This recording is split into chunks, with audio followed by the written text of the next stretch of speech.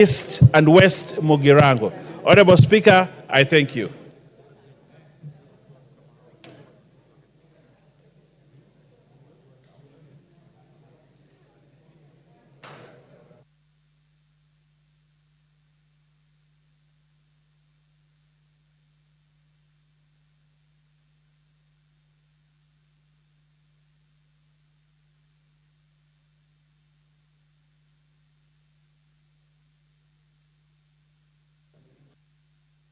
Committee on Administration and Internal Security, Tongoyo.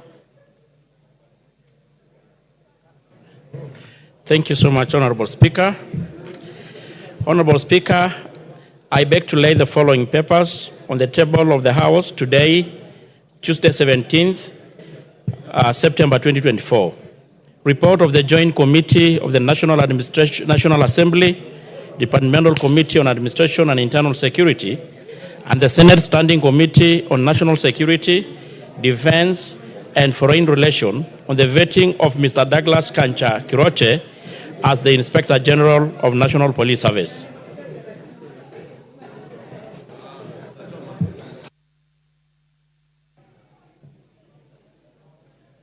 Thank you. Chairperson, Departmental Committee on Trade, Industry, and Cooperatives.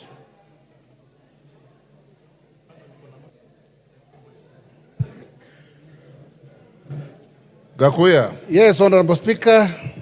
Honorable Speaker, I beg to lay the following paper on the table of the House today, Tuesday, 17th September 2024. Report on the Departmental Committee on Trade, Industry, and Cooperatives on the budget implementation monitoring for the FY 2022-2023 for the following state departments. Vote 1173, the State Department for Cooperatives. Vote 1174, State Department for Trade. Vote 1175, the State Department for Industry. Vote 1176, the State Department for Micro, Small, and Medium Enterprises Development. And vote 117, the State Department for Investment Promotion. I beg to lay.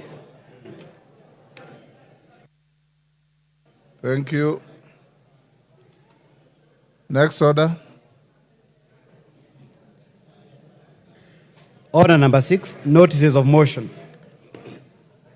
Robert Mbui. Thank you, Mr. Speaker. Honorable Speaker, pursuant to Standing Order 33(1)(c), I rise to seek leave of the House for the adjournment of the House for the purpose of discussing a definite matter of national importance regarding the implementation of the competence-based curriculum student transition. Honorable Speaker, as enactment of the CBC continues, the Pioneer CBC class is expected to transition to grade 9, commencing in January 2023. However, this transition has caused increased apprehension among parents and widespread concern on the preparedness of the education sector with regard to the transition. Of importance, Mr. Speaker, is the matter of infrastructure, which was initially to be lodged within secondary schools. However, the Presidential Working Party on Education Reforms recommended for the transition to remain in primary schools. Additionally, the practicality of putting up classrooms and other facilities like laboratories by December 2024, before the start of grade 9 lessons in January 2025, is in doubt. At present, the transition is also marred with the issue of shortage of JSS teachers, crucial to the success of the program. Honorable Speaker, it is against this background that I seek leave for adjournment of the House to discuss this matter of great national concern with a view to exploring possible solutions in order to advise the key players, stakeholders, and the country at large. Thank you, Mr. Speaker. Members? Thank you. Do you have the requisite support numbers?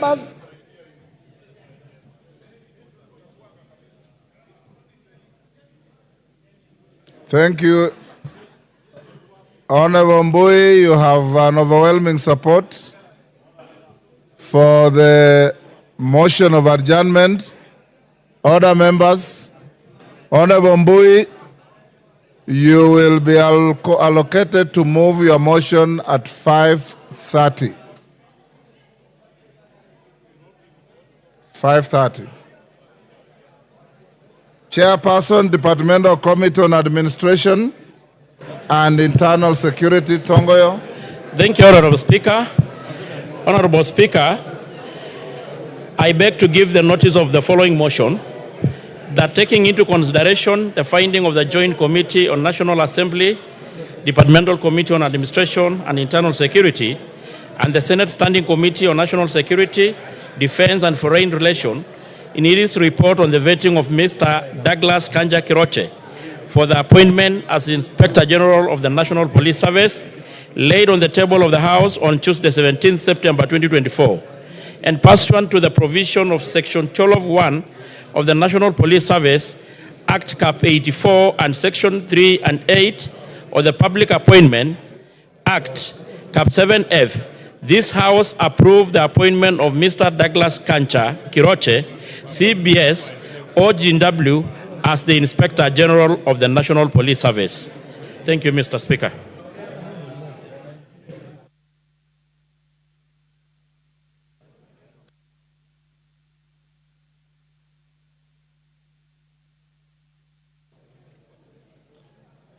Chairperson, Departmental Committee on Trade, Gakuya. Honorable Speaker, I beg to give notice of the following motion, that this House adopt the reports of the Departmental Committee on Trade, Industry Cooperation on Budget Implementation, monitoring for FY 2022-2023 for the following State Department, laid on this table of this House on Tuesday, 17th September 2024. Vote 1173, the State Department for Cooperatives. Vote 1174, the State Department for Trade. Vote 1175, the State Department for Industry. Vote 1176, the State Department for Micro, Small and Medium Enterprise Department. And vote 117, the State Department for Investment Promotion. Thank you, Mr. Speaker. Thank you. Next order.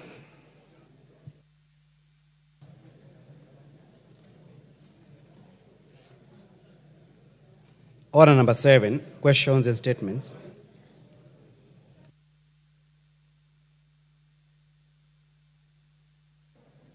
Member for Saboti.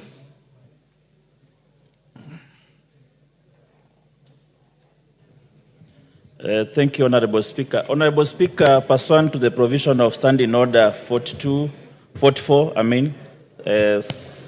2C, I rise to request for a statement from the Chairperson of the Department Committee on Transport and Infrastructure regarding the upgrading of road networks in Saboti constituency to bitumen standards. Honorable Speaker, the road networks of Saboti constituency have been in a deplorable state for the several years, posing significant challenges to the residents and impeding socio-economic development in the region. Specifically, Kitale, Kipsongo, Kinyoro Road, that is C626, Kambimiwa, Kaptama Road, that is B13, and Babton, Endebes Road, B123, measuring approximately 79 kilometers, which are in dire need of construction and upgrading to bitumen standards. These roads, which primarily serve as routes of transportation of goods and lives, have deteriorated to a point that they are impassable during the rainy seasons, hampering the movement of the residents. Sadly, the residents' outcry for better roads has been in vain, and there is urgent need to address the state of the named roads. Honorable Speaker, it is against this backdrop that I seek a statement from the Chairperson of the Department Committee on Transport and Infrastructure on the following. 1. State when the Ministry of Roads and Transport intends to undertake construction works on Kitale Kipsongo Kinyoro Road, C626, Kambimiwa Kaptama Road, B13, and Babton Endebes Road, B123 in Saboti constituency. 2. Provide details on the budget allocation for construction of the roads in the financial years 2023-2024 and 2024-2025, including the contract details for works on the named roads. 3, provides details of the outstanding scope of works, schedule for commencement of the construction of the said roads projects, as well as the expected completion timelines. And lastly, explain the long-term plans by the ministry that have been put in place to ensure that Saboti constituency road network is upgraded to bitumen standards. I thank you, Honorable Speaker. Chairman Rhodes, is GK in the house? From there. Yes, GK, 2 weeks. Give him the mic.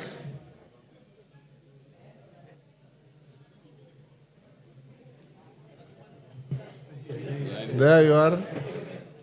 2 weeks is sufficient, Thank you. Speaker, sir.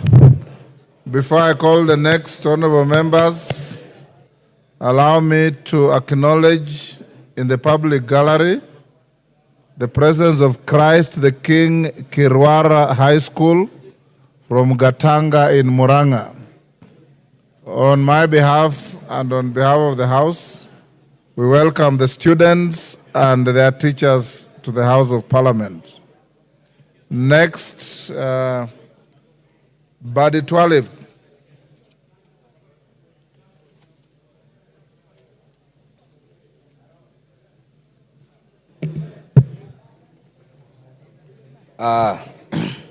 Thank you, Mr. Speaker. Honorable Speaker, pursuant to Standing Order 43.1, I wish to make a general statement regarding the untimely passing on of Hasmukh Patel, commonly referred to as Hasu, the owner of Mombasa Cement, that occurred on Monday, 29th August 2024, while he was being rushed to a private hospital in Nyali, Mombasa. Mr. Speaker, the late Hasu Patel of Mombasa Cement was my constituent.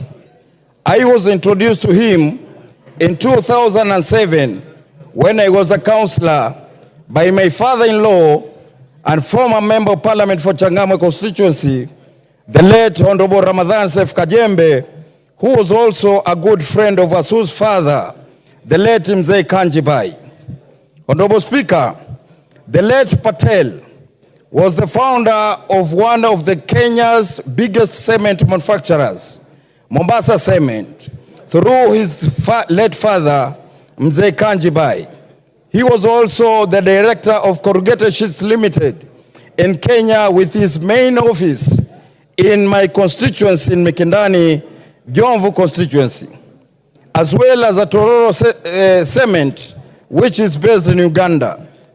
The passing on of Hasmukh Patel has robbed the people of Kenya, in particular the coast and the eastern region, where he operated his businesses, of a leader whose contribution to the county and the whole of country at large during his life will forever be treasured. Hasmukh Patel was an accomplished industrialist and a philanthropist. Honorable Speaker, through his foundation, Hasmukh Patel supported needy students across the country with scholarships. He has also sponsored various charitable causes across several industries.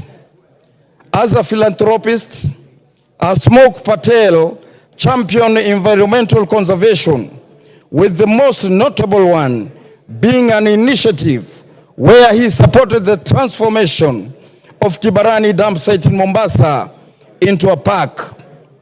He also contributed to the health sector by contributing towards improving healthcare infrastructure and promoting access to healthcare for underprivileged communities, Mr. Speaker. For his efforts, Patel received the Moran of the Burning Spear MBS in 2021 and was appointed as a Kenya Chamber of Commerce and Industry Director. Honorable Speaker, his passing makes a dark moment not only for his family, Jomvu residents, and Mombasa County, but for the country at large. Kenya has lost a candid, devoted public servant, hardworking leader, and true son of Kenya who endeavored to give everything for what he believed in with great courage, tenacity, and humanity, Mr. Speaker. He always reached out to national leaders from the county to chart the course for bettering the well-being of residents of the country. Honorable Speaker, I, Honorable Badi Twalib Badi, express my heartfelt condolences to the family of the late Asmok Patel, the entire fraternity of Mombasa County, his friends, and the country at large for the loss of a fatherly, transformative leader.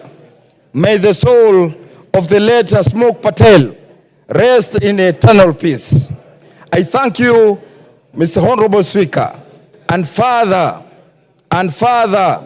I seek your indulgence to allow members to stand for a minute of silence in honor of the departed Asmok Patel of Mombasa Cement. Thank you, Mr. Speaker.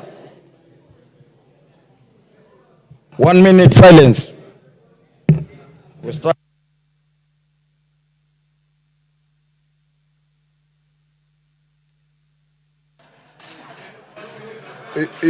You have no authority to say that. Take your seat. Murgara. Alpha Miruka. Order by the Twalib. You finished, right?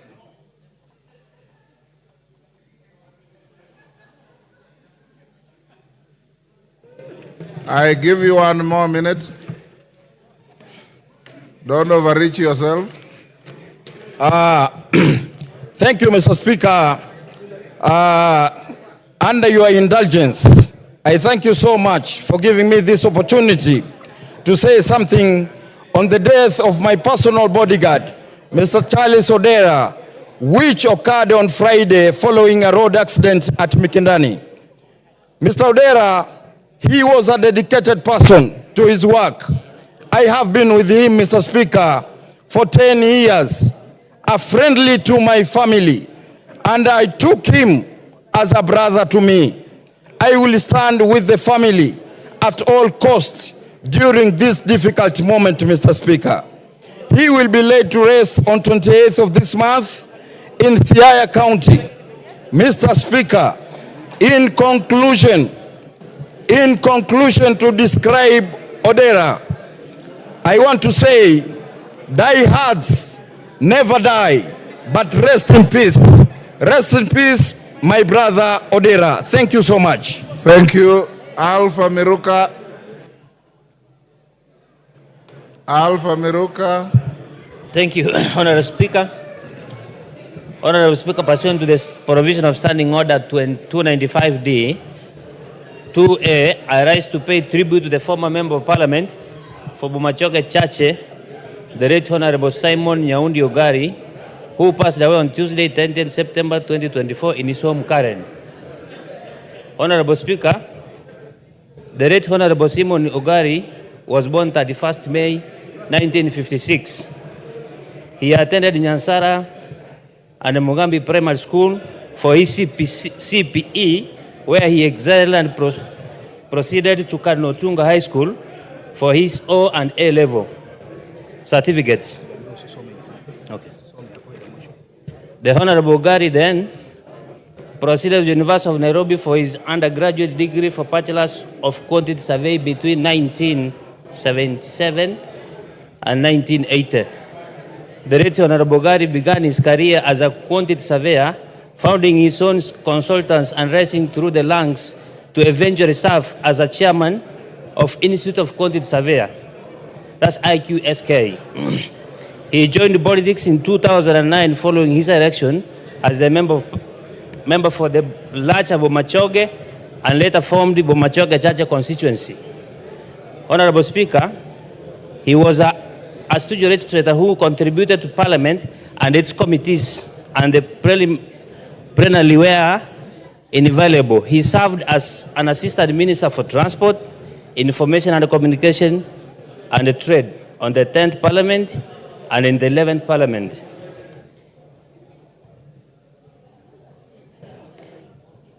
He served as a member of Committee on Powers and Privilege and a member of the Departmental Committee of Public Works, Roads and Transport.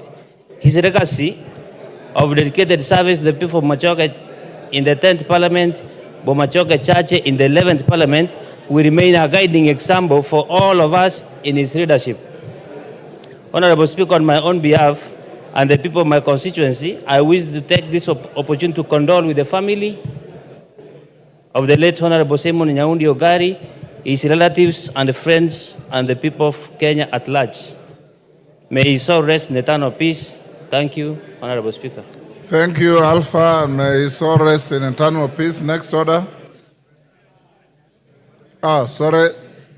Yes, Whip. You want to be a joyrider? Yeah. Thank you very much, Honorable Speaker. Honorable Speaker, I also want to join Honorable Alpha Miruka in condoling with the family of the late Honorable Simon Ogari, who served in this House, Honorable Speaker, for 2 terms, 2 consecutive terms, Honorable Speaker. Honorable Speaker, Honorable Ogari led a constituency called Bomachoge, which borders my constituency, Honorable Speaker.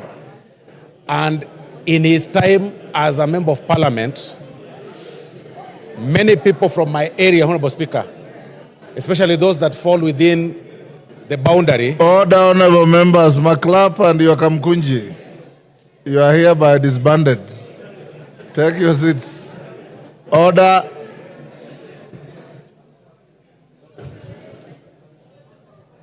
Order, Yegon and your team. Yegon and your team, order. I can hardly hear what the honorable member is saying. Thank you very much, Honorable Speaker. Honorable Speaker, as I was saying, that during his time or tenure as a member of Parliament, because his constituency happens to be, or the constituency that he led happens to be, very close to mine, and we actually share a very close boundary and a common school that, of course, people raise boundary issues sometimes by saying, it falls within South Mugrango, and others say it's within Bomachoge. But in his time as a member of Parliament, Honorable Speaker, when disbursing bursaries, he would give people regardless of where they came from, as long as they happen to be within that boundary jurisdiction, Honorable Speaker. Gusii region has lost a great son of the soil. Gusii region has lost a great leader. Gusii region has lost a public servant who dedicated his life for public service. And on behalf of the entire nation of Gusii and the people of South Mugrango, we say that may his soul rest in eternal peace. Thank you very much, Honorable Speaker. Rueda.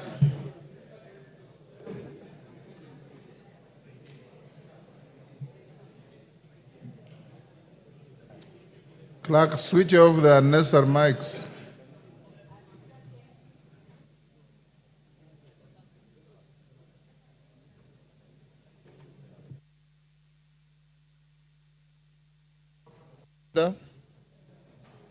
There is one on your left.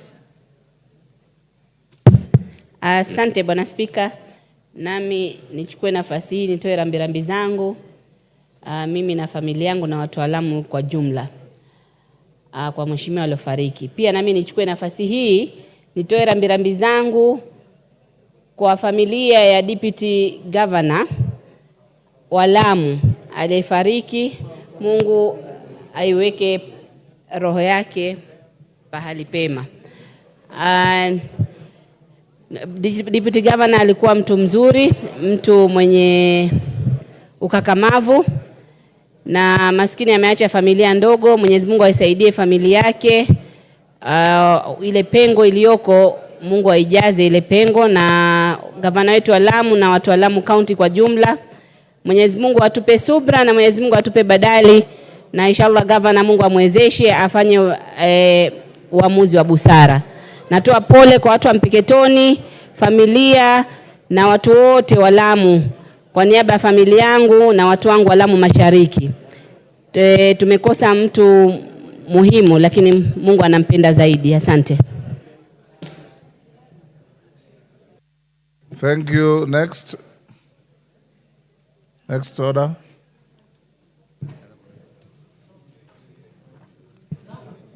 Order number 8, motion, alteration of the calendar of the House. Majority Leader.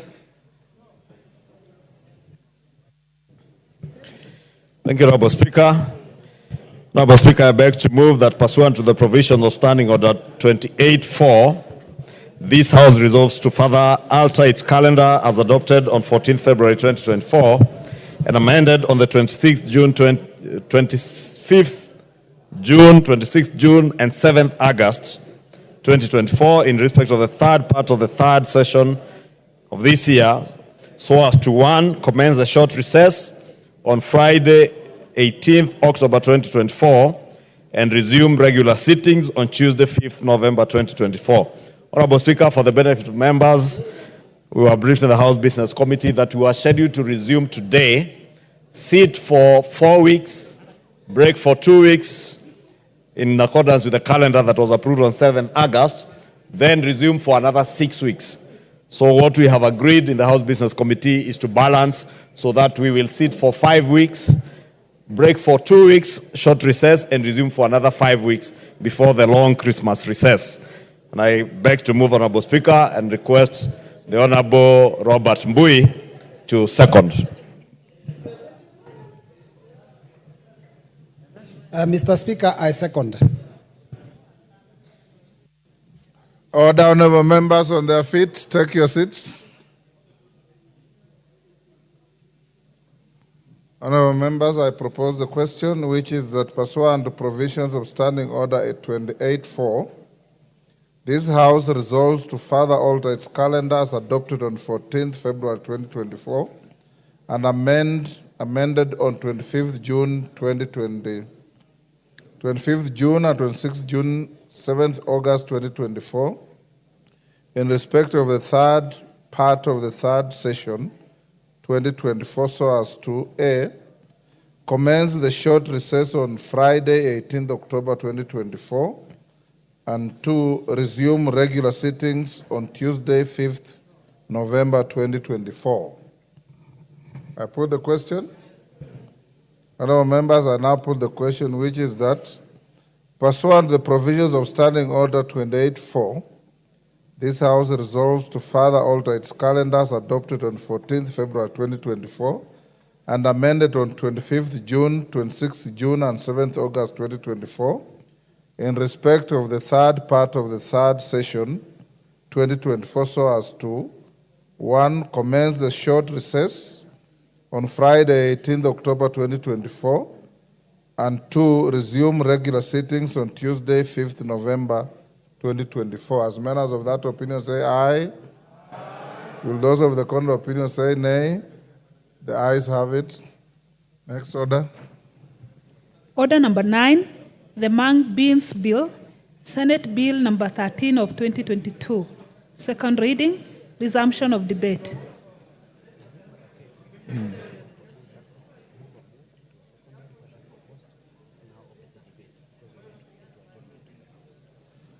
Honorable members, this is the bill on dengue beans.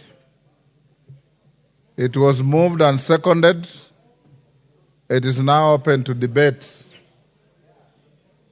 I want to believe that those on the screen are for this. Owen Bayer, are you for this? Paul Biego, are you for this? Maina Madenge, are you for this? Yes, Murugara. Are you for this? Yes, I am, and I was on the feet when actually the motion was, the bill was cut short. Oh, okay. Yes, I had not done a minute anyway. The record doesn't show so. Oh, sorry about that, Honorable. How much Undo time Izo. had you consumed? Maybe a minute. 1 minute. 1 minute, So possibly. you because can start afresh. I can start afresh. Go ahead. Give on Murugara. Thank you very much, Mr. Speaker. Mr. Speaker, I rise to oppose this bill with very good reasons, some of which are captured by the Committee on Agriculture when they actually retreated to look at the Senate bill. So, Speaker, so lastly, we were here on the 15th of August 2024 when the bill was supposed to be debated, as it had been tabled the previous day and seconded. The morning of the 15th, we woke up to very sensational reporting by some media houses, including social media, that this bill had dangerous clauses to the farmers of Dengu and that it had not undergone proper public participation. We actually looked at the bill. In as much as it has a lot that is wanting, it has not been properly drafted by the Senate. In fact, it's muddled up. It's a bill that ought to be cleaned, and it can only be cleaned if it is either rejected or massive amendments are made to it. But two reasons why I actually oppose this bill is because of want of public participation. Mung beans, unfortunately, the name is not even suitable because any Kenyan hearing us debating on mung beans would wonder what this is. It's a lot of English which is foreign to us. Dengu is the popular name of what we know as green grams, and I think that is the proper English. But we have a new name that has come up by which we should define these beans, which is foreign to all of us. Therefore, this bill should actually be titled the Dengu Bill, so that just like most of the crops that are known to us, we would know what law we are formulating and it relates to which crop, and Kenyans out there would be able to make a follow-up of what it is that we are saying. So if we are to amend at all this bill, we should call it the Dengu Bill.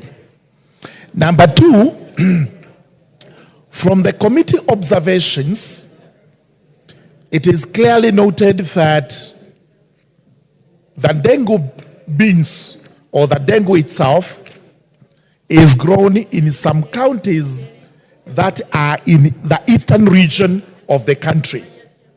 Those counties include Kitui, Makueni, Tharaka Nithi, Machakos, Embu, Meru, Taita Taveta, and Kirinyaga. However, it is not captured in the Senate report that this bill was actually taken to those farmers so that it can be debated under public consideration. So Kenyans, and especially the farmers in these areas, including my own area of Tharaka in Tharaka Nithi, on the 15th of August 2024, were extremely anxious when they were told some of the provisions which are in this bill. The reporting may not have been accurate, but the information to them was that there was a law being formulated to regulate the growing of dengue in the country, but that law was not taken to them for approval, and therefore, including myself, we have been instructed to actually reject this bill. Number two, when we look at the public participation, even by the Committee on Agriculture, it was through adverts. Adverts were placed in the papers. The public did not respond, apart from a few corporations which have interest in the crop, including the research institutions. The net effect was this: we have a bill that has not undergone proper public participation. This bill should actually be withdrawn. It should actually be rejected by this House if it cannot be withdrawn, so that first and foremost we have proper public participation. Take the bill to Tharaka so that it goes round. Take the bill to Kitui County. Take it to Meru, Embu, Kirinyaga, Taita Taveta, Kitui, Machakos, and Makueni, so that citizens can actually discuss the contents of the bill. Number two, I oppose the bill because it does not seem to address the problems that bedevil this crop to the root. The Committee on Agriculture has made very important observations that the crop, in spite of being grown widely, does not fetch a lot in the market. This is because we have not had proper production, husbandry of the crop, and also the government has not given the support that is required. The net effect is, if we are to have a law on the dengue beans or the mang beans or whatever they are called, or whatever they are going to be called, then we must see clearly what role the government is going to play. If farmers are to be registered so that they get government help on growing this crop, the mode must be clearly set out so that there is no misinformation. Because the misinformation that is doing the rounds in the counties is that you will not be able to grow dengue unless you are registered with the county government. And that failure to register with the county government will attract a fine of not more than 1 million shillings or a prison term of 2 years or both. That may not be entirely correct from this bill, but farmers need to understand exactly why they are being called upon to actually register. We must also have clearly defined roles of those persons who actually buy dengue, and they are known as brokers. These are the people who have actually confined the growers of dengue, including those in the Raka, to penalty because they buy this crop at very cheap prices. Therefore, we must have regulations on how the pricing, the marketing, and everything else that goes with the selling of the crop is regulated. Another reason why I oppose this bill is that it has provisions regarding what the county governments are supposed to do. And those provisions are elaborate. That the county government will do this and that. The county government is prescribed to do as follows. The net effect of which is for the House of Parliament, the Senate and the National Assembly to make rules and regulations regarding county governments. I do not think this House has the power to do so because counties are devolved units and they have their own assemblies. It is those assemblies that are supposed to make laws governing what county governments do. Therefore, in as much as the Agriculture Committee has proposed elaborate amendments to the bill, I still feel this bill is not properly done. It was not properly drafted. In fact, the Senate never thought through about this bill. It appears to have been rushed, as a result of which it has found itself here when it is half-baked. We must remove that half-baking by actually returning this bill to the Senate so that they can give it a proper consideration. Once a proper bill is formulated through proper public participation and we are made to contribute to it, we will no doubt support it because the dengue crop requires a very elaborate law that is going to help us grow this crop. We are able to produce it and we are able to market it as is required. In the countries like India and the others that are cited here, the crop is actually grown in what I would term as systematic production. Here in Kenya, it is grown as ad hoc. we must bring this to an end. With those remarks, I do oppose the bill.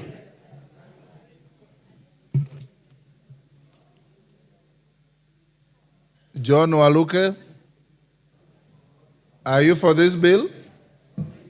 No, thank you, Mr. Speaker. I'm not contributing on this. Beatrice Elachi, are you for this bill? No. No, Speaker. Maina Madenge, are you for this bill?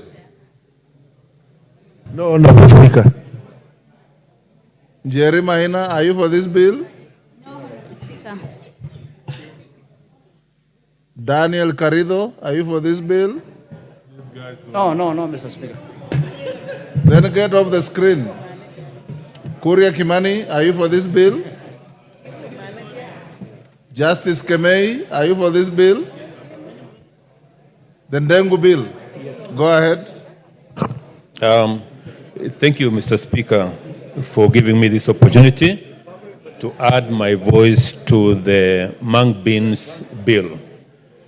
Mr. Speaker, the bill, when it came from the Senate, we looked at it as a Committee of Agriculture. And indeed, the way the Honorable Murungaru puts it, we made quite a number of changes to be able to support the Senate who originated the bill. When we did this, Mr. Speaker, we recognized that mung beans, or ndengu, as is famously known in this country, is a very critical crop when it comes to food nutrition and when it comes to food self-sufficiency in this country. And given a regulatory environment that is ideal, we will be able to meet the objectives of having this crop in this country. Mr. Speaker, the issue of public participation has come in. We as a Committee of Agriculture did our level best within the confines of the time given in terms of preparation of the bill. Let me put it very clearly, Mr. Speaker, that we are not in bringing this bill to Parliament asking for the formation of another parastatal to govern the growth and marketing of mung beans. We are simply saying, let's have the crop included among the scheduled crops which are being handled by the Agriculture and Food Authority in this country. That way, we will be able to make sure that the environment in which it is promoted, the environment in which it is grown, the environment in which it is marketed is governed by the laws of this country.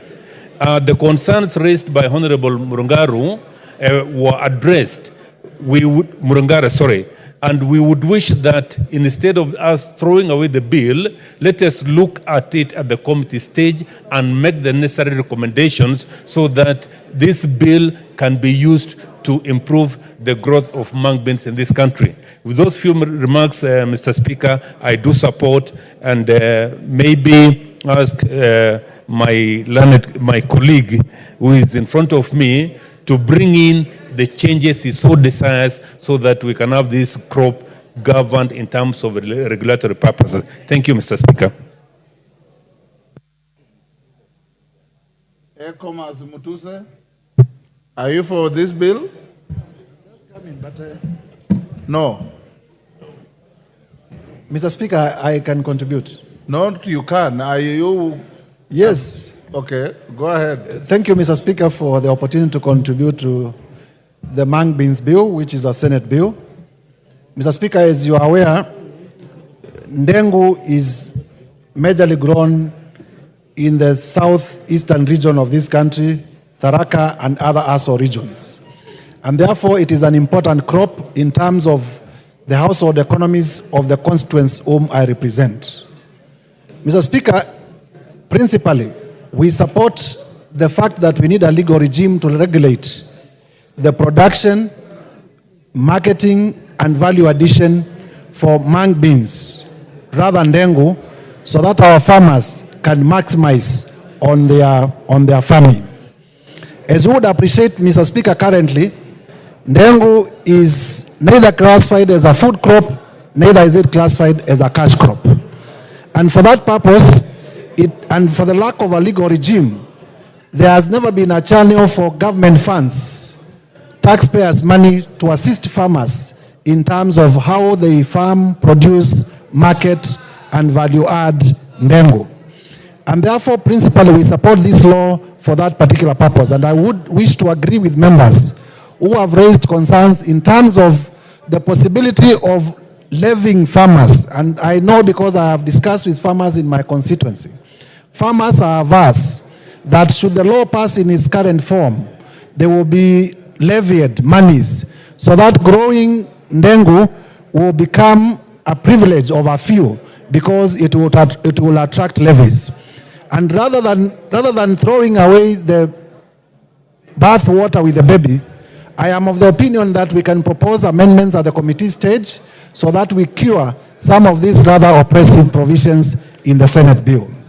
Mr. Speaker, secondly, where I come from, our people do not farm coffee. Our people are not farming cotton as it should be. Our people are not farming tea. And therefore, essentially, there is need to have pulses, which are ndengu, peas, and others, including fruits in future, as a cash crop for that particular region. And for that reason, Mr. Speaker, I support the proposed mung beans bill with amendments. We will also be proposing at the committee stage, Mr. Speaker, that we change the title of the bill from mung beans to ndengu, because I am sure many in this country, including members of parliament, are hearing mung beans for the first time. It is a strange word. And there is no need to import words from other jurisdictions when already in Kenya we know that ndengu is ndengu.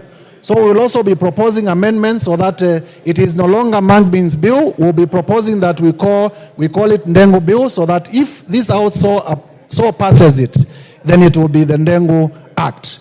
Mr. Speaker, with that, I support and will be proposing amendments to cure some of the oppressive provisions that have been highlighted by our people through media, and also by reading the law, realizing the issue of levies and the issue of the title.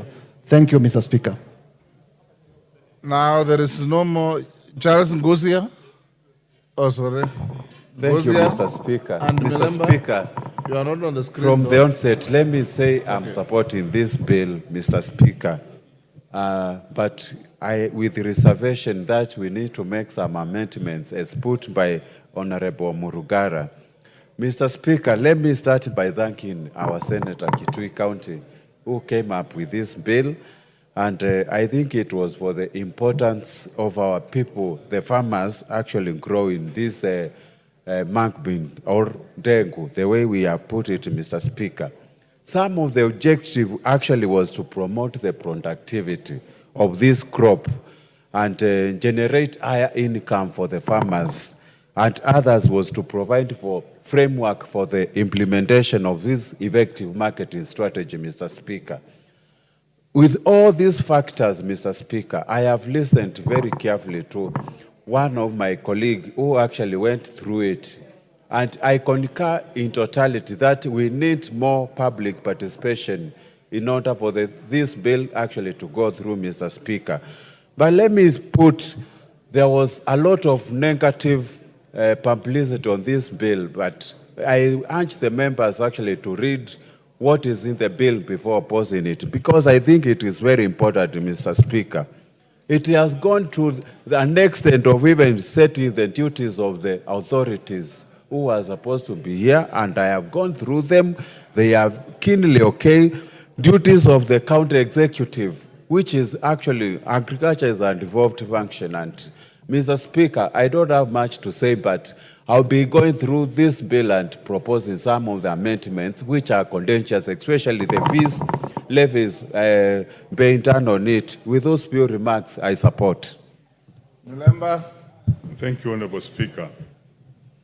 From where I come from, the mung beans are not grown. But having been a keen follower of the matters of this bill, and I was there when the bill was moved, Honorable Speaker, I want to report to you that one item I noticed about the bill when it was being moved by the Chair Agriculture, the bill itself was far much shorter Zengu. Yes. Yes. The bill itself was far much shorter than what was later added on by the committee members in terms of proposal, amendments, and the other issues that they wanted to change on that particular bill. In fact, the committee itself had a much longer story than the bill itself. That was the first thing I noticed. Number two, Honorable Speaker, I had the privilege of sitting where you are that particular day, and I had to call one of the professionals in agriculture to ask, what are these mung beans? Because I did not know what mung beans were. So I was later told this was ndengu. But later on the next day, what I noticed is that the publicity this bill had was extremely negative. And it looked like the way it was being framed, especially for those members of parliament who come from areas where these beans are grown on ndengu, it looked like the farmers feel and know that if the bill goes through, then there will be punitive aspects to them to pay for them to grow the crop. And I noticed that there was no understanding between the people whom the bill was being made for and the bill itself per se. And therefore, it looked like there were royalties being put on the people who will be growing these ndengus. I propose that two things have to happen for the sake of a good bill and for the farmers of the mung beans or dengu. That either the committee must take it up very thoroughly and do extreme total change, including the title possibly, or we take it back to the Senate so that it's properly done with public participation. Honorable Speaker, I think I take the second option. I see a situation whereby somebody knows a good idea but has not shared with the people on the ground. Thank you, Honorable Speaker. Phyllis Barto, are you for this? There being no interest in further contributions, I call the mover to reply. Where is Honorable Nzengu?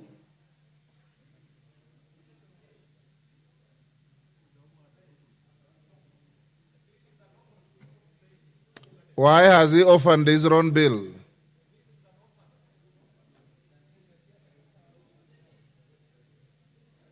Clerk.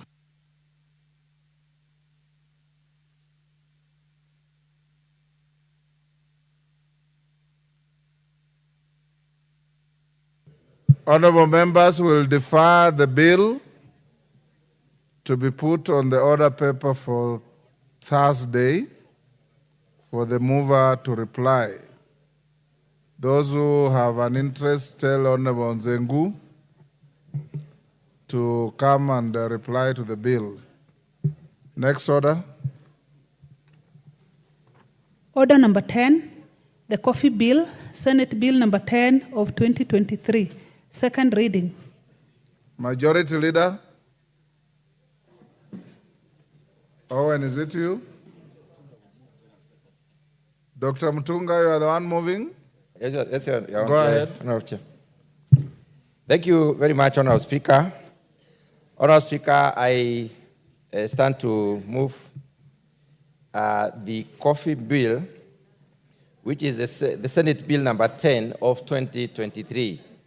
Honorable Speaker, this bill was read the first time on 16th of April 2024 and subsequently committed to the Committee on Agriculture and Livestock Development for consideration. Honorable Speaker, the committee has considered this bill and invited stakeholders for public participation to submit memoranda and their comments on the bill, and the same has been captured in the revised version of the bill and will be brought to this House during the third reading. Honorable Speaker, a brief background on the coffee industry in this country. Coffee, Honorable Speaker, was first planted in Kenya upon introduction in Taita Hills at a place called Bura. That was in 1893. In 1900, coffee was planted at Voi under irrigation on trial basis. And later on, in 1904, it was planted in Kikuyu. That is how coffee found itself in the Kenyan Islands. Honourable Speaker, today, coffee is grown in 33 counties out of 47. So it's really a crop that is of socioeconomic nature in most of the counties of this country. It is grown by not less than 800,000 smallholder farmers and not less than 4,000 estates, which means it is both an estate or land scale and a small scale older crop. In the 1980s, Kenya was a leading exporter in the region on coffee. But now, coffee is number 3 in terms of our exports after tea and horticulture. There is, however, great potential for coffee to get back home as the leader crop in terms of export, because we have what it takes. We have the good soils, we have good varieties innovated by our research institutions, we have good farmers who can produce coffee, and we have the right climate. What has been missing in this country, or what has affected the coffee farmers, are the challenges that I might wish to outline, Honourable Speaker. One of the key challenges the farmers of this country face is that coffee is low income earning, despite being a high income crop. Kenyan coffee is very high standard, is of very high quality, is a preferred commodity across the globe. In fact, in most of the outlets, Kenyan coffee would find itself as a specialty crop in most of the prestigious markets. There is also delayed payment to the farmers as a challenge, and in most cases, the payments are meager. And that's one of the things that has affected the farmers of this country. The other issue, Honourable Speaker, is the mismanagement of the cooperatives through which the Kenyan farmers process their coffee. Coffee is initially taken to the primary cooperatives, where the primary processing, or what is called pulping, takes place. So, the other issue that has been affecting the Kenyan farmers is the lack of direct access by the farmers themselves to the Nairobi Coffee Exchange. This is the coffee trading platform. Lack of access makes the farmers not understand exactly what happens, and therefore deals cut around there probably may impact upon them negatively. Honourable Speaker, in the initial stages, coffee have performed very well in this country. Kenya lags behind countries like Ethiopia and Uganda in terms of production, and in some cases, productivity. Productivity in the sense that we are looking at the yield per tree, and production in terms of the collective total that we produce. Honourable Speaker, smallholder farmers who place on the market 70% of the coffee that we sell suffer poorer productivity and higher production costs compared to the estates. In this case, it is expensive to produce coffee on a small scale. This is mainly due to the governance issues that you find in the cooperatives, as I mentioned earlier, the insufficiency of the cherry processing, which burdens smallholder farmers with higher processing costs. Lack of transparency within the factories themselves and the management attributes, and therefore the farmers do not get to know the exact reality about their crop. Productivity of coffee in this country, Honourable Speaker, is very low. I wish to state that on average, a Kenyan coffee tree, Kenyan farmer coffee tree, would give us 2 kilos per tree, when we have the potential to get 20 kilos per tree, or even more. Honourable Speaker, on a small scale level, we can only get 2 kilos per tree. On large scale, because they have been able to improve a little bit on the management, we are able to get about 4 kilos per tree. That is still very little compared to what is possible. We should aim at not less than 20 kilos per tree because it is possible and it is happening right here in Kenya. On the other hand, Honourable Speaker, value addition for coffee has been very low. We are utilizing only 30% of the installed capacity to process coffee in this country. which means we have capacity to process a lot of coffee, but 70% of that capacity lays idle. Honourable Speaker, on the other hand, when you look at the milling, the removal of parchment from the bin, the milling aspect of it, Honourable Speaker, we are only utilizing 13% of the installed capacity, which means 87% of the capacity stays idle. And this is because coffee was abandoned by the farmers out of the problems that I've highlighted. So value addition is poor, and therefore it means that most of the coffee in this country is not value added. Honourable Speaker, our consumption capacity as at now is 5% of the coffee that we produce. That means we sell 95% of the coffee. What that tells you is that the low processing capacity or value addition capacity of the country has only been able to turn around 5%, which we consume as a country. The rest of the coffee we sell as raw materials for others to process. We export jobs. Honourable Speaker, we need to embark on processing coffee in this country so that we can be able to employ our youth. There are several government interventions that are noteworthy. The government of Kenya has set up what we are calling Cherry Advance Revolving Fund through the Coffee General Regulations of 2019. This revolving fund is supposed to stabilize the prices of coffee. Honourable Speaker, as we speak, already about 5.2 billion shillings have been moved to the farmers through payments of at least 80 shillings per kilo through the use of this fund. However, these measures have not significantly turned the sector around as we expect, so productivity is still low and production is low. Honourable Speaker, we cannot miss out from comparing coffee in Kenyan coffee with the other countries and other sectors. The Kenya's position on coffee globally is very, very low. Kenya's coffee sector continues to be a vital part of the country's economy, yet we have not been able to capture our market. Honourable Speaker, we lost our quota in the world market. Kenya was exporting more than 120,000 metric tons of coffee, but we lost that quota because of mismanagement of the factories and of unbearance on the farmers on costs. Honourable Speaker, we lag behind a country like Uganda and our neighbor Ethiopia in terms of this processing of coffee and in terms of the turnaround amounts. In terms of productivity, as I said earlier, we are only able to realize 2 kilos on a small scale basis as a country, and we are also able to realize 4 kilos when it comes to large scale production. Other countries in our neighborhood are able to realize more. And Honourable Speaker, this is something we need to look at, and this is a mischief that has been cured through this particular bill.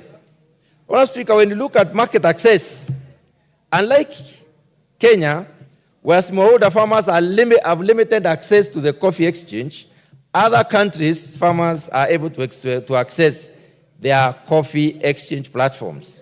That is something that needs to be looked into. When it comes to variety development, in terms of crop development, production of varieties through research, coffee research is domiciled in Kenya Agricultural and Livestock Research Organization as one of the research institutes.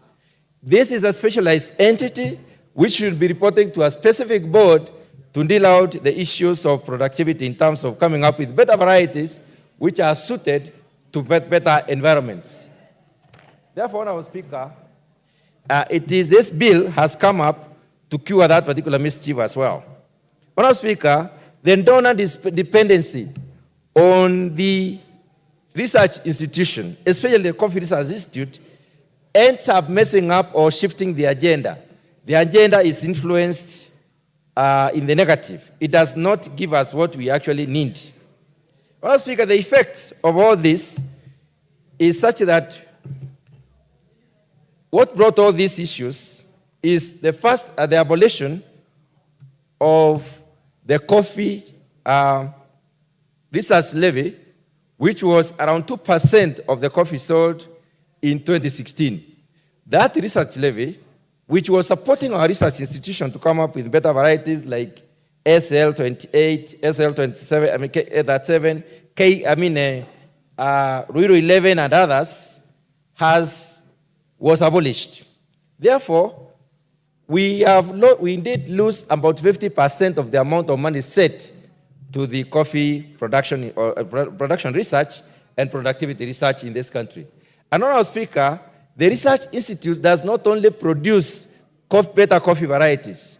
The Research Institute goes further to produce, to innovate, to do technological development, produce technologies for coffee, basically also come up with innovations and management practices. And these management practices are transferred to the farmers so that they can be able to deliver a better, crop in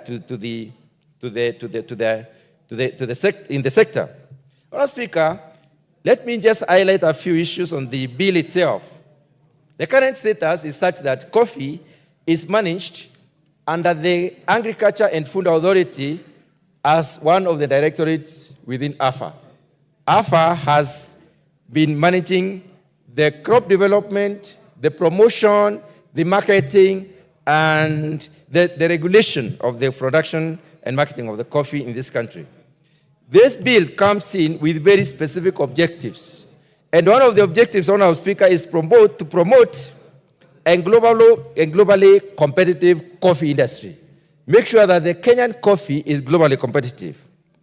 It also purposes to provide a framework for the registration and licensing of various players within the coffee sector. So the licensing and the registration is very well captured in the bill. It also comes in to delineate the roles of the national government and the roles of the county government and the roles of the regulatory institutions and the role of research, as it were. We have specifically, in this particular bill, as identified the Coffee Research Institutes and transformed it into a Coffee Research and Training Institute. It's going to be a Coffee Research and Training Institute because it will be conducting training on technologies, innovations, and management practices, so that our farmers can be able to get better varieties to produce based on the agroecologies and based on the sizes of the farm, so that we can intensify on productivity for us to get better production. Therefore, there is a specific objective to promote evidence-based coffee research and the delivery of extension services towards development of the coffee sector. And this is where we are talking about production of technologies, innovations, and management practices. The final objective, Honourable Speaker, is to provide a framework for the establishment of Coffee Development Levy. Coffee Development Levy will be established to basically look at how do we support the research in coffee, how do we support the regulatory function, how do we support the marketing function. One of the things we've not done well in this country is marketed our coffee. There are many outlets in this world which buy our coffee as green bean and therefore use it for elite market. It fetches a lot of money out there, and we are not able to benefit from that kind of money because we sell our coffee as raw green bean. Honourable Speaker, when you look at this particular bill, first of all, the first thing that the bill does is to try and transfer regulations from the Agriculture and Food Authority, the regulation of the coffee from the Agriculture and Food Authority to the Coffee Board of Kenya. We are recreating the Coffee Board of Kenya. On the other hand, Honourable Speaker, the research function of the Coffee Research Institute has been hived out of the Kenya Agriculture and Livestock Research Organization and placed directly under the Coffee Board of Kenya so that it may be better instructed to deliver for this particular industry. Honourable Speaker, the Coffee Board is established to regulate the industry, managed by the board and the CEO, with clear functions, delegated authority, as well as powers. And these are captured on the first four from the fourth clause to the 22nd clause. It's a very comprehensive bill. Honourable Speaker, the county government functions are effectively captured between 23rd and 25th clauses, and they are basically majoring on enacting local coffee laws for the county or county-specific coffee laws and the registration of various, licensing of the variety of operators within the county. So we have made provisions for the registration of the variety of operators within every county. In terms of the regulation provision, Honourable Speaker, this covers the production itself and the registration of various operators, various growers, various millers, the roasters, the processors, and licensing various entities that would like to do business in coffee, as well as regular reporting. And this is captured in clauses 26 to 38 of the bill. Honourable Speaker, in terms of production and processing, the proposed legislation basically governs production, as it were, governs material import and material export of coffee, the certification processes, the traceability, which is very key in terms of international trading systems today.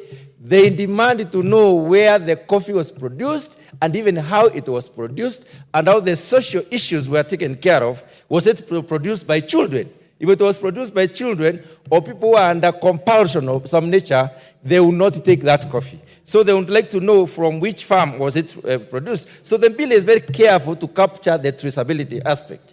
Honourable Speaker, coffee trending and marketing is also very well captured, and this is under the 49 to 39 to 59th clauses of the bill, which basically looks at the regulation at the local level, regulation at the national level, regulation of coffee at the international level, in terms of the trending patterns and in terms of the various aspects that need to be regulated and licensed, as well as the management of the exchange and the settlement to the farmers in terms of payment. That has also been very well captured in this particular bill. Quality assurance, Honourable Speaker, has also been very well captured in terms of ensuring compliance with the quality standards at the various levels through inspection and controls. And this has been captured in the bill if you look at clauses 63 to 60, no, clauses 60 to 62. Financial provisions of the coffee industry. This has also been very well captured. It specifies the funding, the various types of funding, including and development levy, which has been very well specified in the bill, and also the routine audits, which basically secures the fund and ensures the fund has done the right job. This is captured in clauses 63 to 68.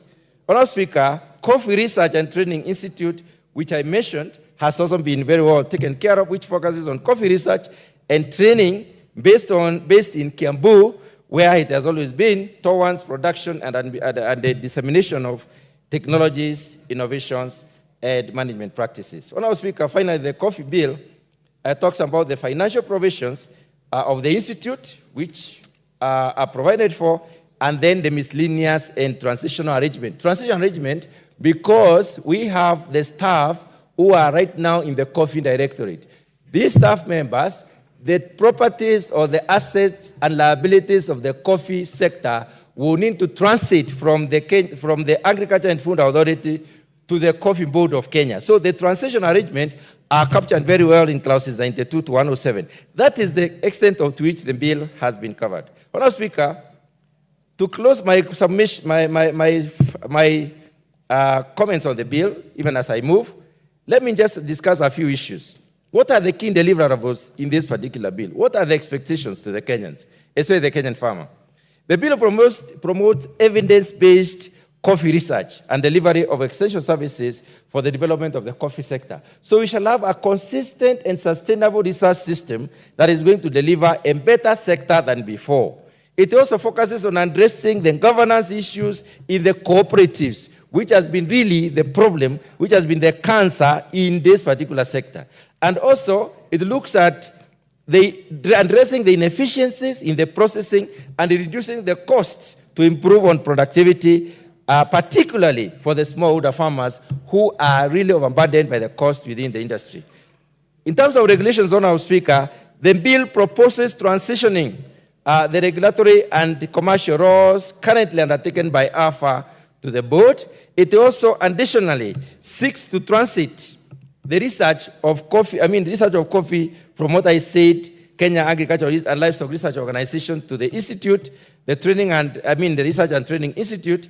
It also provides a framework for the establishment of the coffee development levy, which is a fund that will sustain activities within the coffee.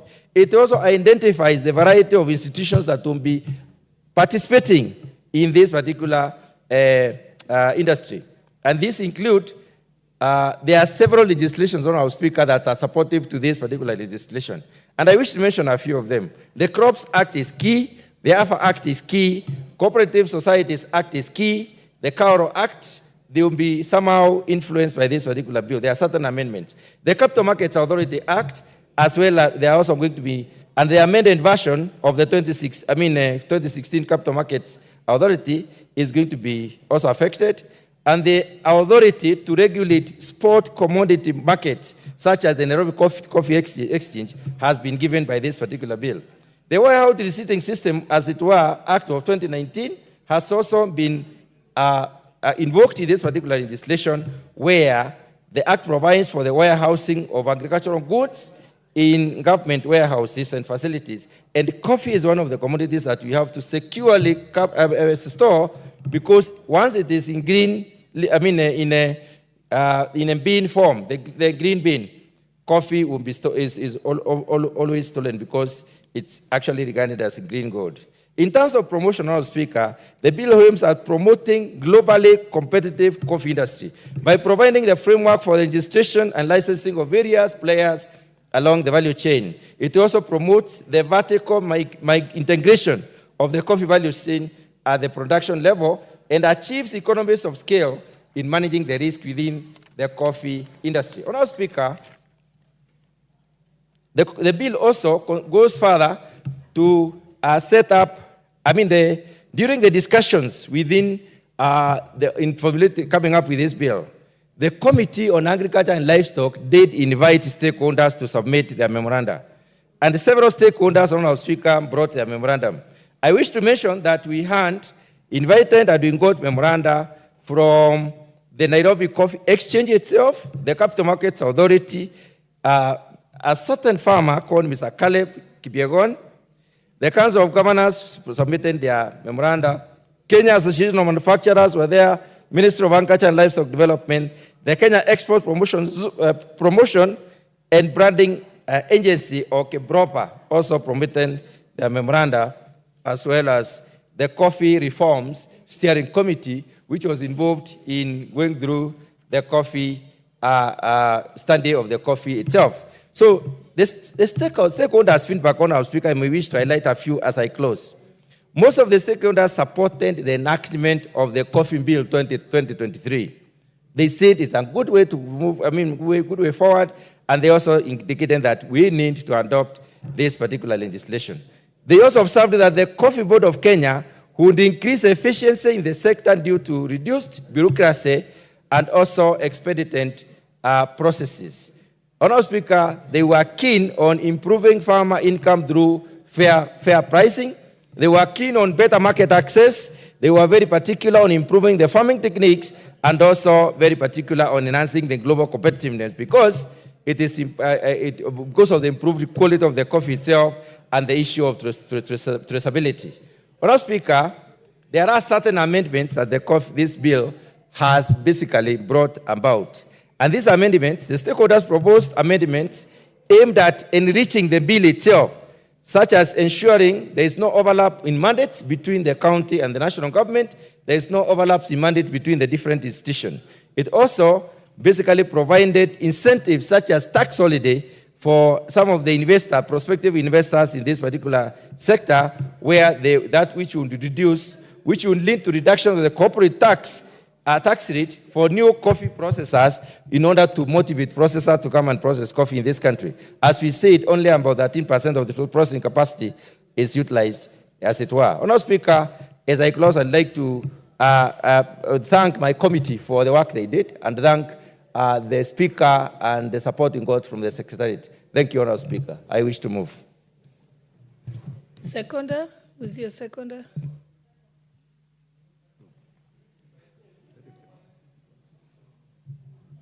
You haven't invited your seconder. Who's your seconder, Honorable Mutunga? Honourable Speaker, I would like to ask the Deputy Leader Majority to second. Thank you.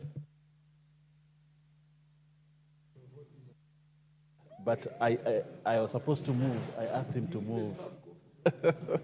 Yeah, I don't know if he knows anything about coffee, but Honorable Speaker. hopefully you've briefed him. Honorable Speaker, I would like to put it on record. This is a bill by the Leader of Majority. And this office was supposed to move this bill, but I asked Dr. Mutunga to do that. And then that he allows that I do it on, second him on behalf of the Leader of Majority, which is proper. You know, so allow... That's definitely not, and I get the Yes. context. So allow Thank the you. majority's office to be heard on Yes. this. Then now others can debate I agree. whether I I get know the how to farm context coffee now. or not. Honorable Speaker, thank you very much. Honorable Speaker, I beg to second that the Coffee Bill 2023, Senate Bill number 10 of 2023, be read for the second time. Honorable Speaker, I would like to thank the Departmental Committee on Agriculture and Livestock for the remarkable job they did in looking and dissecting this bill and bringing it here so that it goes for the second reading. The Honorable Speaker, the bill proposes to reorganize the coffee industry by transitioning the regulatory and commercial roles currently undertaken by AFA, the Agricultural Food Authority, to the Coffee Board of Kenya. Honorable Speaker, this bill further seeks to transition the research of coffee currently undertaken by the Coffee Research Institute under the Kenya Agricultural and Livestock Research Organization to the Coffee Research Institute. Honorable Speaker, the chairman has highlighted some of the key parts and aspects of this bill, but I don't want to go into that, but just to say a few things, Honorable Speaker, that the bill provides, Honorable Speaker, for the establishment of the Coffee Board of Kenya. You remember when we were young, there used to be a program on radio, and you'd hear a song on Coffee Board of Kenya. Meaning, therefore, that particular time, coffee was being managed by an authority, by an organization that looked and knew and drank and slept and ate only coffee. And it thrived because there was this organization that looked after coffee and everything about coffee. This was also about other crops, tea, pyrethrum, and other organizations. But this parliament, in its wisdom, brought something called AFA and bundled all of them into one body. And this animal called AFA has actually cannibalized some of the crops, and the development of these crops, Honorable Speaker, have been stunted because of that decision. Honorable Speaker, it is important, Honorable Speaker, that... What's your point of order, Honorable Mutunga? Mutunga, next time I want to allow you to move a bill.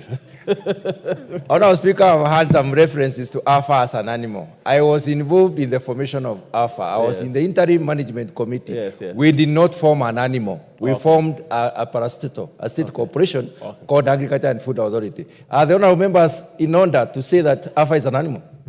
Honorable Speaker, you know, if you're not a I native... think that was said in jest. Is not a native speaker of English, he may not understand English idioms. So I want to put him in his place. Honorable Speaker. Honorable Mutunga, you have been given sufficient opportunity to canvass this issue. I think let's allow others.